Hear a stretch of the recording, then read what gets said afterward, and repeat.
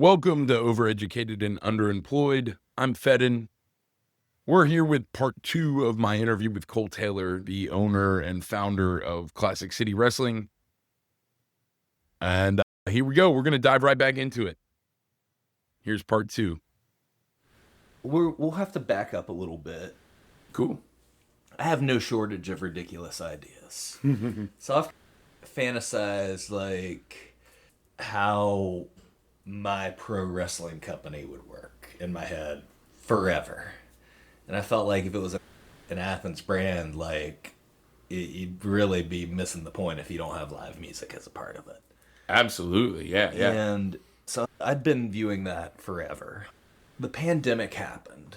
That was a very magical time for me because I'm very high strung by nature, and just having that year and a half of just like doing nothing. Yeah, chilling out. I can relate, man. It was like one of those times where I felt like relief. Totally. And a lot of people were struggling, but I was like, I feel great. Yeah. It allowed my mind to unwind and experience different things, and I got to learn a lot about myself and like things that interested me. It was very special, and I reached out. I was thinking I should do something during this time that I would never ever do. And so I reached out to a friend of mine who I'd met. I used to throw parties at the Flicker Bar where I'd show old wrestling classics. Awesome. And I called that Classic City. Yeah. Like that's the beginning. Yeah. I guess I forgot to tell that part. I was at a point in my career where eventually I ended up becoming tour manager, but as the assistant, I was getting a little bored. And maybe not on the road, but in my off time. Yeah. And I needed to come up with something cool, and I started throwing these parties where I would show old wrestling shows and on the big screen at the Flicker. And what I found was that non-wrestling fans were who came to the shows. And I'd get 60 to 80 people in that little room, which is a lot in the Flicker. And like they would all cheer and go wild and sometimes throw things at the screen. It gave me a vision of what an actual wrestling company could be. I'm like, oh, these are my people. Yeah. These are my people. This is it. But I kept that in my back pocket. And then I eventually got promoted to tour manager, and all of that spare time and boredom, that was gone. And that just faded to a memory. Flash forward back to the pandemic. I reached out to a friend who is a pro wrestler that I met through those parties. And I'm like, hey, this is crazy. I'm not even looking for money. If you find some dough to throw me, you can, but that's not what this is.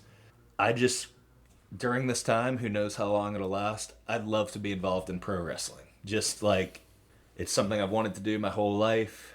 Let's do it. And he's like, sure, we got a show coming up. Why don't you just come hang out? And I hung out for a few times, and they needed a ring announcer. I became the ring announcer. It was great. And I made a friend there.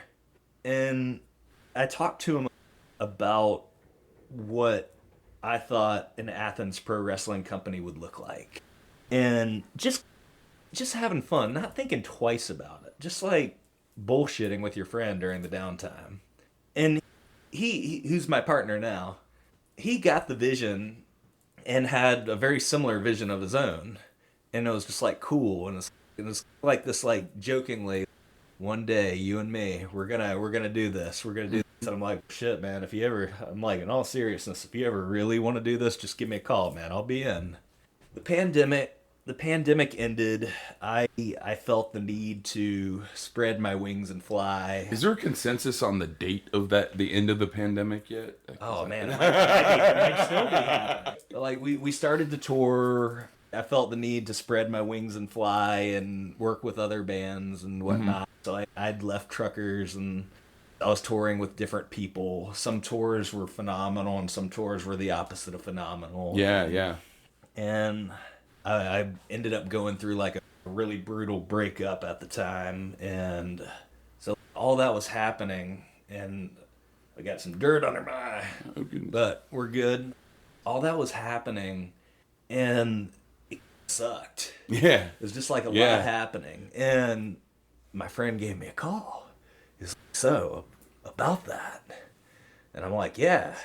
And we decided to call it Classic City Wrestling, and we had a project, and I never really meant to get into pro wrestling like it is now. I thought this would be just a fun little thing we did. Yeah.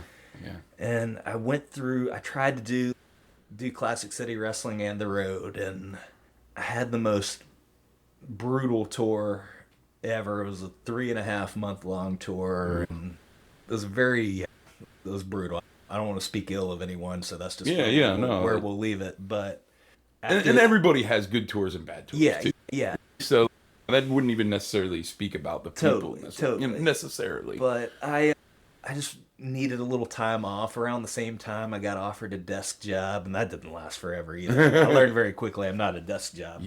Yeah, me neither. But very quickly, this Classic City Wrestling idea, it grew and became a thing in Athens significantly. It became exactly what we expected and something we never could have dreamed of at the exact same time. It's almost like you had the vision for it, but you never necessarily thought it would actually come to fruition. It happened by accident, but now I'm all in now. Yeah, of course, yeah. But yeah, it just came to be. And artistically, we take this on the road, we do other cities, but it has to be that Athens vibe. When we go to other cities, we're rocking for them, we're not rocking for Athens, but we have to do it as who we are, and that's it's Classic City, right? Yeah, exactly. It's the wrestling brand from the Classic City. Yeah, you did that show in Nashville with Thelma and the Sleaze, right? Thelma and the Sleaze happened in Macon. Have y'all done Nashville yet? We did a show with the Dexatines, okay. Yeah. Awesome. It was amazing. What was the first one? The very first one. Let's go back to the first one. It was just 2 days ago. And I know I met my girlfriend that I have now the day after. Oh, cool. Each anniversary helps me remember the anniversary. And we will leave it ambiguous as to which is reminding him of which. Exactly. But 3 years ago, we did a little show at a brewery on the outskirts of town. Which one? Southern Brewery. Okay. And there was a pro wrestling company that used to run shows before, and they stopped, and we thought we might have a little built-in audience, and let's try it. And we had intentions of doing it long-term, but it did really well, and then I hopped on the road, and I missed a few shows, and came back, but yeah, the first show was special. Drive-By Truckers were playing Homecoming. It was the time they played Homecoming in April. Yeah. Right after it got delayed because there was a resurgence of COVID. Is that what it was? I think it was originally going to be in February, and then they pushed it to April that year. Because I remember having our show booked and the truckers announcing they're having a show the same day. I'm like, you've got to be fucking kidding. Oh no. And I was amazed at how many Drive-By Trucker people actually showed up. Oh, yeah. And they said, after the third match, they're like, all right, man, I had a blast. Who was the band for? Classic City Jukebox. Nice. They're a local party band, and they did so many shows with us. They did the first year and a half's worth of shows with us. Cool. That might be a stretch, but they did so many shows with us. And Matt Patton and I were talking, and I don't remember who jokingly said it first. One of us, I don't think it was a serious conversation in the beginning, but we joked about how fun it would be if the Dexatines played one. And then we just kept joking about it, and those jokes and then all of a sudden Elliot was in. Then when they played, everything changed, and we started having other bands play. That was my next question. Was the intention originally just to have the one band? Did you always plan to have a different band? We always wanted to have different bands, but we thought that this local beloved fun band would be a very good band to have. The branding was right too. Yeah. Totally. See what you did there. They were the perfect band to join us while we were finding our footing. Yeah. And that was the intention. And we didn't know exactly what we wanted. You learn what you want by accident sometimes. Yeah, I used to work with a lot of graphic artists, and they would get so frustrated because the clients would not know what they wanted until they saw it. Yeah. And that's fine and dandy until the graphic artist doing 100 revisions, trying Oh to figure yeah, it yeah, out. yeah. All of a sudden, three edits ago, that design wasn't so bad when you see the paycheck. So you hurt yourself pretty bad at one point. Did that injury have anything to do with Classic City Wrestling, or was it? Yeah, yeah. We had taxi cab versus. Are you familiar with taxi? I'll pretend that you're not familiar. I'm not, so this So is perfect. taxi cab versus. It's this really cool thing. They were Jim Wilson is the front man of it, and there might be 16 people on stage, and it's like Afrobeat, but not, but like a who's who of Athens musicians. Oh, cool. Brad Morgan was playing drums for him Nice. when I hurt myself. But like sometimes it's the coolest thing in the world. And Do they still do it? yeah, it's one of those things that like it only happens about twice a year. I'll have to come up for it. No, it's worth seeing. It's worth seeing. But Sounds like it. I really feel like we settled into a groove of how the show was, and I wanted to break script of what to expect. So And you ended up breaking more than just the script. exactly. I had Jim Wilson start the show in the ring with strippers surrounding him, and like just really walk through the crowd while he was singing the intro song. And I had this vision of us both intersecting and walking around the arena together. And essentially, I was waiting for a cue to happen before I did my next thing. The band was going to do something, and that would give me the cue. And I was waiting, and I climbed on the subs because it's hard to explain what you're thinking when you're adrenaline possessed. I climbed on the subs, and Jim climbed on the 40-watt bar, and Jim did this really cool jump off the bar. And I don't know if I was trying to be in it with him or if I'm not sure what I was thinking. In my like 40 years old thinking I'm punk rock and whatever, I jumped off the subs and tore my ACL, my meniscus, and broke my knee. Oof. And I didn't really feel anything because I had so much adrenaline. What defies my understanding of the injury, I was able to get to the ring, which was, to be fair, only about 3 steps in front of me. But I got in the ring, and then I just collapsed. Oh. And then I stood up again, and I just collapsed. I'm like, oh, fuck. So, like, I just hopped on one foot for the rest of this and did my little intro speech. And the rest of the show, I had 2 people just kind of half-ass carrying me So to you the finished ring. the show? Yeah, finished the show. It's funny. That's amazing. I heard there was a nurse there, so we got the nurse to come and my knee, but in true Athens form, the nurse was just shit-hammered. Okay, we don't need this nurse here helping me. This is not a good... Yeah. Man, that reminds me of a couple of little stories that I'll share with you. Totally. Really quick. So the first band I ever fell in love with was a band called the Marvelous Three. Yeah. Butch Walker's band out of Atlanta. Absolutely.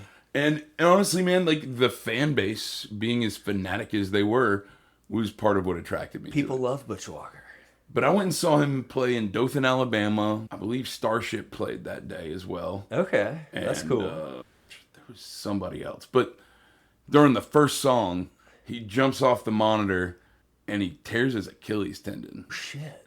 And they end up postponing the album, canceling the tour, all this shit. He was out of commission for months and months. But that motherfucker finished the song. Hell he yeah. He didn't finish the show. Right. But he finished the goddamn song.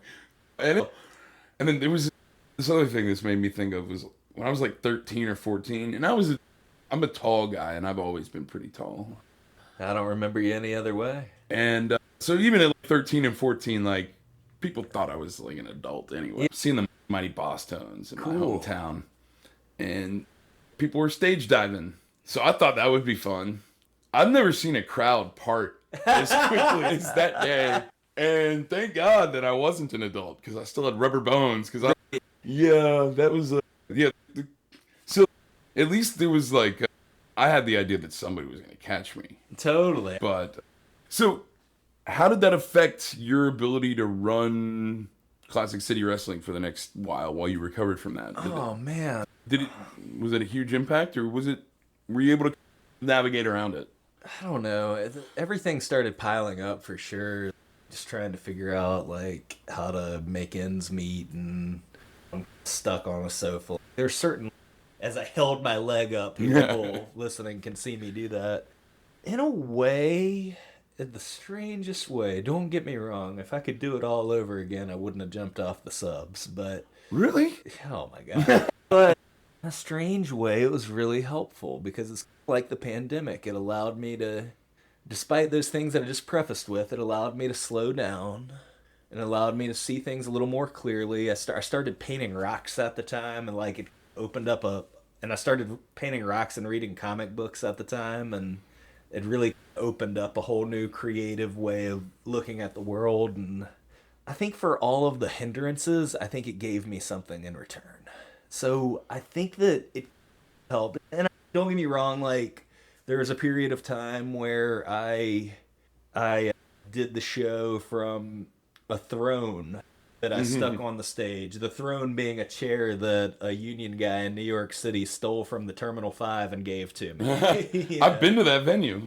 Yeah. I've seen the drive-by truckers there. Totally. It might have been that show. I don't know. It was New York in what, 2011, 2010, something Yeah, like that. that's about right. But I did some shows from a chair. I was on crutches for a few shows. We didn't have to cancel any, which was really good. I think what We you just said made it work. I think what you said is really interesting because sometimes, first of all, sometimes people that have a lot of aspirations, really heavy drive, don't know when to set boundaries for themselves, I'm the worst. and that like physically placed a bunch of boundaries. on Right. you. Life set the boundaries for me. And that also makes me think about even just going back to like the Hollywood code of you couldn't show sex on screen or all these things. But what the filmmakers did was, we're going to make fireworks mean sex. We're going to do all these things that symbolize these things that we Yeah. can't show. Yeah. And some might argue that they created like visualizations that exist in our like culture now that never would have existed if they were allowed to just show whatever the fuck they wanted to show on screen. Totally. So sometimes constraint can really be a blessing. Absolutely. I believe in that hard. And I think it goes back to what you were saying earlier with the 80-20 thing. Maybe you were just going too hard. Oh, Life yeah. was like, hey, motherfucker. Well, you know, I think about that a lot. I think about those people that, maybe perhaps they lose their job. And the thing that they say to their employer when they lose their job is, oh man, I wish I'd walked away when I was starting to have those thoughts. I wouldn't end up where I am now. And I often wonder that too. I'm like, I sure don't want to have that conversation with someone someday. But yeah, all the time, I truly believe that if there's something that needs to happen and you're not going to make those decisions for yourself, not always, but a lot of the times life will make those decisions for you. Yeah. And I don't want to say this in absolute, but I think that there is a little bit of the universe giving me what I was supposed to have. That's fair. I'm sorry it hurt so much. Yeah, it sucked. So I gotta say, as an observer of everything you've been doing for the last decade or more, it felt like Athens Ass-Whooping was like the culmination of the kind of everything you've been doing Yeah. for the last decade. It was the moment of everything coming together. And I just want to know, like, A, how did that even come to happen? B, did you ever, I'm sure it had to be a secret hope or whatever, but did you ever think it was going to happen? Was it a promise they made you one day? Or I'm just really curious about how, because I feel like it was almost too perfect. It's like everything we could have wanted. It was one of the more special things that I've ever been a part of. It was really special to be there. It's good to hear. It's good to hear. Of course, I always wanted that to happen, but I never thought it would happen. One time, I texted Patterson, maybe a year and a half before the Athens Ass-Whooping actually came about. Sometime, you and me, man, you're gonna be the house band, and I'm gonna have my show, and we're gonna show the world something we've never seen. They've never seen. And Patterson didn't text back. There's never testing the waters. Just left your ass Yeah. up. Yeah. I'm like, okay, point taken. And in our reality, he probably was just busy and just didn't get. But I love that. I did a show in Nashville, and Cooley came to the show, which was really cool.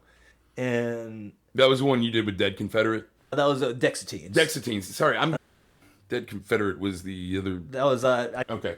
I'm just trying to, like, when I cross my wires, I need to untangle them for everybody else. 100%. Hardy Morris's band at the time. Oh, yeah. But I anyway, love that guy. He's great. Totally. Cooley came to a show, and he texted me the next day, like a classic, "Hey man, I had to split immediately after the show. Didn't get to say goodbye, but I want to tell you how much fun I had." And I texted him back, and I was like, "Yeah man, I have this vision. There's an arena that opened recently. I'm like, I have this vision, man. If we could ever play a show at the arena, it'd be really cool if you guys played with us." And I'm like, okay, I guess it's just not gonna happen. And I didn't really think too hard about it. And like, I told Brad I had a fantasy of it happening, and Brad was like, Brad had been to the show. He'd been to the show as a fan, and he played one of the shows with Taxi Cab Versus. Yeah. And Brad got it, and Matt Patton got it, because Matt Patton had played a show with the Dexatines. Right. And like, I told both of them, like, yeah, it'd be really cool. And they're, yeah, man, it would be cool. Mm-hmm. But like, that was where it ended. You can't over push shit. You know? No, certainly not. Yeah. And especially when you've had relationships with people for so long, like totally. You never want to take advantage of those. Oh, yeah. All you want to do is be cool. Yeah, and the fact that they'd even consider it is pretty amazing. And one day, like, Brad texts me as, "Hey, you should give Patterson a call." And then Matt Patton texts me as, "You should give Patterson a call." And then their manager, Christine, texts me, and she's like, "Hey, can you send me a Classic City Wrestling hat?" And I'm like, okay, so they've been talking about Classic City Wrestling to her. I'm like, I wonder. And still nothing amounted from it. I saw Patterson a couple days later. He was doing a show at the Georgia Theater, like nothing. I'm like, huh. And I just moved on, and eventually I got a call from their manager, and she just asked me about how realistic it would be to do it, and I'm like, what are you talking about? Let's do it. And we started talking, and there's an extraordinary amount of logistics that we had to work out that I don't need to get into. Yeah, sure. But it got to the point where the logistics were worked out, and then the 40 Watt gave us the date. And it's this moment of, like, shit, this is for real. Holy shit. Did y'all intentionally make it that close to homecoming, or did it just work out that way? That was definitely a thing that... They're already here. That was definitely a thing that I thought about. I'm like, would it be better to try to, like, find a gap in their schedule on tour and just have a show? Or what? I talked to Patterson, and he made it clear that, without saying, that it would be cooler to do it around homecoming. Yeah. And I was not a believer that it would work out on a Monday. Especially, I was not a believer. And if they're listening to this, I hope they're laughing at me for being an idiot here. But I was not a believer. I'm like, we've never done a show on a Monday. A lot of people are going to leave. Like, I sent out some feelers to people in the DBT camp. Hey, you think you'd want to see a show on something? They're like, maybe I can stay, but I wouldn't bank on it. And eventually I just said yes, because I really wanted to do it. Yeah, of course. Even if it didn't get the attendance, like, that I'd want, it'd still be pretty awesome.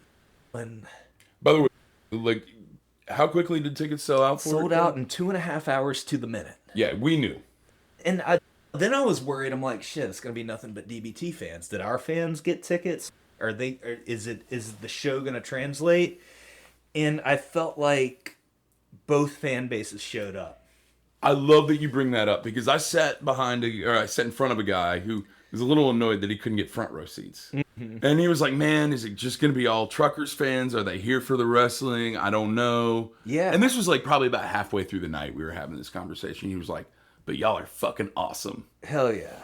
And he was like, y'all are into it. You're here for it. Yeah. We love that you're here, kind of thing. I feel like... So, like, I felt the Classic City Wrestling fans were really welcoming to the heathens. Totally. It was... That's like a cheesy thing to say, but it was like that night, it was... Y'all were all one fan base. Yeah. It's clear. I was worried that, like, the heathens wouldn't, like, know, like, the chants and how to do it, and I was proven wrong within 10 seconds. We had people like Sean. I'm going to give Sean a shout out. She was teaching people chants for Effie and everything all weekend. And I think the fact that we had the time together beforehand to, all right, who are we rooting for? It was a really magical night, man. It's a weird thing. I'll remember it for the rest of my life, man. And I feel it's a weird thing of knowing the significance of something, but I don't want to come across as arrogant, but I like to think that in 20 years when people talk about great Athens moments, that'll be one of them. I would be shocked if it isn't. Yeah. Really, man. I as somebody who's there as just a fan, it was one of the coolest things that I had. I didn't really know what to expect. I was just there because it was something unique, and you were doing it, and I just wanted to support what was going on, and I could stay. Not everybody could, but I could. And dude, it blew me away. And I appreciate that, man. And I think that the fact that it was during homecoming means that you got to have people from all over the world experience Classic City Wrestling at a time. And I felt similarly because I did on Sunday, I ended up doing some comedy at the Globe. And I had friends from all over the country show up for me. Exactly. Because they were all in town for a different reason. Already, we were all here together already. And so I feel like it worked because it was a Monday. Yeah. In a way. Yeah. Because it was like the people from all over the world, they weren't going to leave a day early if they could stay kind of. Totally. But if you had done it an off date, the UK people wouldn't have been able to be there. The people that come from the West Coast and the Midwest, like, I just think it would have been a very different experience because of the fans there. Yeah. Because you're talking about how much we all became one fan base. I don't know if that would have happened any other time. Right. Who's to say? I just don't know that. I will say this. When I go see the Truckers in any location other than Athens, it's very different. Yeah. And I know you know this because you've been with them on hundreds of shows, but it's very different. Homecoming is its own vibe. It is. No doubt. But I think part of that is you have the most diverse fan base in the sense that when you go see the Drive-By Truckers in Akron, Ohio, it's all people that live in and around Akron. Yeah. They're all Ohioans. And you go see them in even Atlanta at the Tabernacle, it's mostly Georgians and people from around 100%. DC 930 Club. They have some of their most epic shows there, but it's the 930 Club crowd. And the only time that I think it wasn't was like New Year's Eve that one year with Booker T. Yeah, right. That was one of the best shows. I regularly say that's the best concert I've ever seen. I wore a Stetson that night because I wanted to look good for Booker T. And when I met some people that I'm still friends with on that little weekend there. But I guess the thing that gets me is when it's in Athens, it's not Athens. There's Athens people here. Don't get me wrong. Half the people are from Athens probably. Right, but half the people are not. And so with that, you get this group of people that are diverse in every way, except for the fact that they love the Drive-By Truckers. Yeah. It works. And there's something really unique about that. I don't know that there's not a lot of bands whose fan bases can even relate to that. For sure, 100%. And we're just really fucking special. Like, lucky to be part of something so special.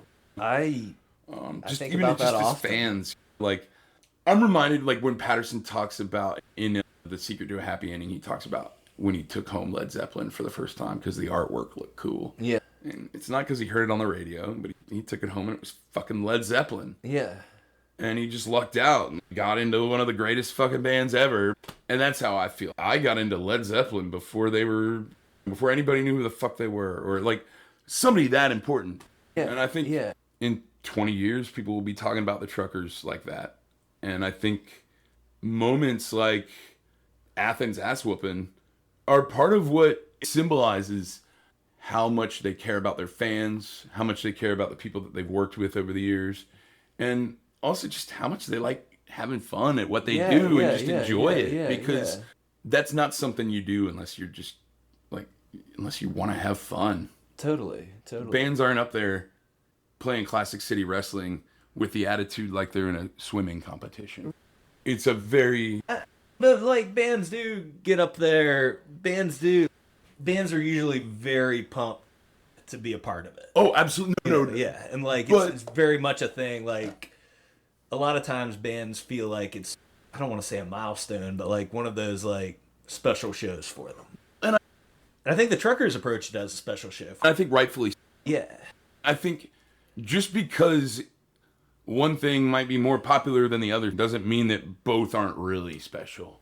And just Right. because something is newer than something else and is still Right. growing, I think we're at the beginning of Classic City Wrestling. yeah. Even if we're not, nothing like this has ever happened here. Have you ever? This is the last thing I want to get at with you. Have you ever seen anybody do anything like this before? I feel like it's not a very novel concept of having music and having wrestling Well, not happening just- at the same time. And there have been other acts out there that do similar things. There's a company out of Richmond, Virginia that has music. Yours feels like it's really got like a punk rock attitude, though. That's what we want. That's what we want. There's a company that does hip hop and wrestling, and I feel like ours has more of. I think it goes back to that thing I was talking about, like my conversation with Jay, that when you go out there, believe that you're the best in the world. And, Yeah. and we do. We truly Absolutely. do. We Yeah. believe that there's no one else, period, better at creating this atmosphere and doing this show than we are. And part of what makes Classic City Wrestling special to me is it's like the Drive-By Truckers concept or a Fish concept, where it is totally about the music on stage, but it's also about the community. And we're all in this thing together, rallying behind this thing and creating something bigger than us. When I'm in the ring and the whole audience is chanting CCW to me, it's bigger than me.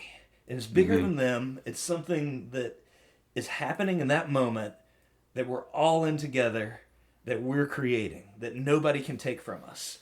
And to me, you don't find that in wrestling too often. And I think that is what makes us special. And I don't know if I answered your question. No, kinda went on a I different think tangent. that Yeah. you really did, man. And on that note, I want to thank you for being on the best podcast on the internet. Fucking A, right. And where can we see Classic City Wrestling? I know you've got some stuff coming up in May. What's beyond? Tell us about that and beyond. It hasn't been announced yet, but I bet it will be by the time this comes out. And even if this comes out before it gets announced, I'm cool with it. Oh, shit. We're doing a show in Asheville, North Carolina on June 28th at the Orange Peel. Love that place. We're doing a show at Basement East in Nashville, Tennessee on August the 2nd. And we're going to do a show in Athens at the Fabulous 40 Watt on May 17th. And where can people get tickets for those?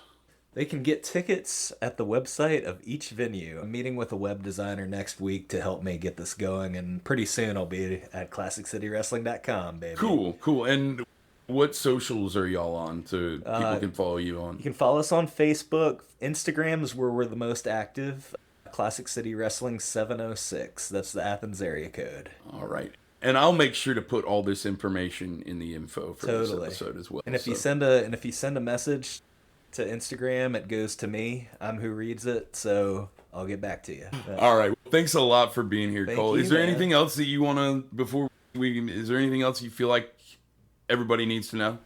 That's a good Star Wars shirt you got on, man. And just being true to yourself, man, and that's part of what this is. Hell yeah. Thank you so much for being here. It was a man. blast. So that was my interview with Cole Taylor. Make sure y'all check out Classic City Wrestling. If you're not in a position to see one of their shows live, I have linked a video to their extravaganza with the Drive-By Truckers back in February. They videotaped it. You can see the whole thing, all 3 hours of glory. It's linked. The YouTube video is linked in the description of this episode. Thanks for tuning in. My next solo episode,